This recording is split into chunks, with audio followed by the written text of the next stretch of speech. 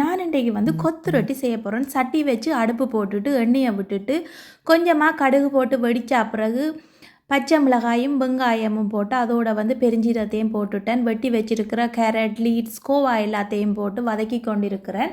இனி கொஞ்சமாக தேவையான அளவு உப்பை சேர்த்துட்டு அதையும் கலந்து போட்டு இனி வந்து முட்டை போட்டு கொள்ள போகிறேன். நடுவில் வந்து கொஞ்சம் எண்ணெயை விட்டுட்டு முட்டையும் போட்டு கலந்து கொள்ளுவோம். முட்டைக்குள்ளையும் கொஞ்சமாக உப்பும் மிளகு தூளும் போட்டு கலந்து கொள்ளுவோம். நன்றாக கலந்து போட்டு இனி எல்லா மரக்கறிகளோடையும் சேர்த்து நன்றாக கலந்து கொள்ளுவோம்.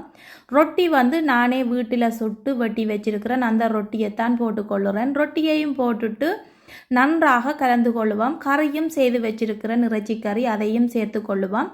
சேர்த்து நன்றாக கலந்து கொள்ளுவோம். நன்றாக கலந்துட்டு இனி வந்து இதுக்கு மேலே நான் கருவேப்பிலையையும் போட்டு அதோட சிவப்பு வெங்காயமும் கொஞ்சமாக போட்டுக்கொள்ள போகிறேன். சுவை வந்து இன்னும் அதிகமாக இருக்கும். விருப்பமானாக்கள் வெங்காயம் மேலே போடலாம் அல்லது போடாமலும் விடலாம். கருவேப்பிலையையும் வெங்காயத்தையும் போட்டு கலந்து கொள்ளுவோம். உப்பு வந்து கொஞ்சம் காணாது. இனி வந்து உப்பு கொஞ்சமாக சேர்த்துக்கொள்ளுறேன். சேர்த்துட்டு கலந்தா கொத்து ரொட்டி தயாராகிடும். இனி வந்து சாப்பிட போகிறோம். கோப்பைக்குள்ளே வந்து அழகாக நான் போட்டுக்கொள்கிறேன். பிள்ளைகள் விரும்பி சாப்பிடுவினமெண்டக்காண்டி சிவப்பு வெங்காயம் வச்சு முட்டையும் பொறித்து நான் பிள்ளைகளுக்கு கொடுத்தேன். ஆதே சாதிகாவுக்கு கொத்து ரொட்டி மிகவும் பிடிச்சிருந்தது, நல்லா இருந்தேன்னு சொன்னவ. ஓவியா டிவியை சப்ஸ்கிரைப் பண்ணுங்க. மற்றும் ஒரு காணொலியில் உங்களை மீண்டும் சந்திக்கிறேன். பாய் பாய்.